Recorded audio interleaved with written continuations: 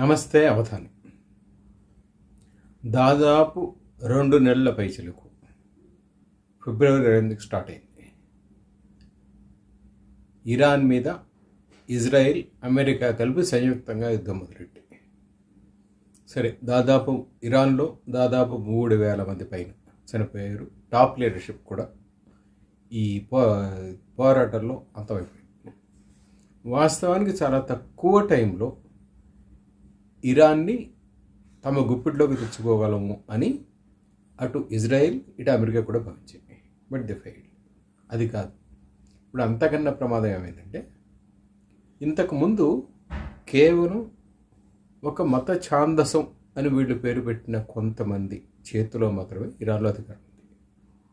ఇప్పుడు అది ఇంకాస్త ప్రమాదకరమైన స్టేజ్కి చేరింది. ఇప్పుడు Islamic Revolutionary Guard Corps, IRGC, అది ఇరాన్లో మొత్తం వ్యవస్థని కంట్రోల్ చేస్తుంది.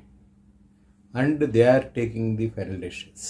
అంటే ఇంతకుముందు, వాస్తవానికి ఇంతకుముందు కూడా చెప్పినప్పుడు ఇరాన్ ఉన్నత నాయకత్వం పడిపోగానే, చనిపోగానే చాలామంది అనుకున్నది ఏమిటి అంటే సిస్టమ్ కొలాప్స్ అవుతుంది అని. సిస్టమ్ కొలాప్స్ కావడం కాదు, ఎక్కడికక్కడ అది ఇండిపెండెంట్గా వ్యవహరించడం మొదలెట్టింది అనేది ఇదైతే ఒక వాదన. అయితే ఇప్పుడు అంతకు మించి పెద్ద వాదన ఏమిటంటే, ఇరాన్ రాజకీయ నాయకత్వం అసలు ఏ నిర్ణయం తీసుకునే పరిస్థితిలో లేదు. Just they are toys on the top. వాళ్ళు ఏ నిర్ణయం లేదు, వాళ్ళ చేతిలో ఏమీ లేదు. They are just being they, అంతే. నిర్ణయాలన్నీ సైన్యమే తీసుకుంటుంది. ఇది చాలా ప్రమాదకరమైన పరిస్థితి. కేవలం ఇరాన్కి మాత్రమే కాదు, ఇరాన్తో పోరాటం చేస్తున్న వీళ్ళకి ఇజ్రాయిల్ అండ్ అమెరికా మాత్రమే కాదు, ఇరాన్ పొరుగు దేశాలు అమెరికాకి వసతులు, ఇది రక్షణపరమైన వసతులు కల్పిస్తున్న వాళ్ళందరికీ ఇది ఒక problem. Not only that, this will create more serious situations.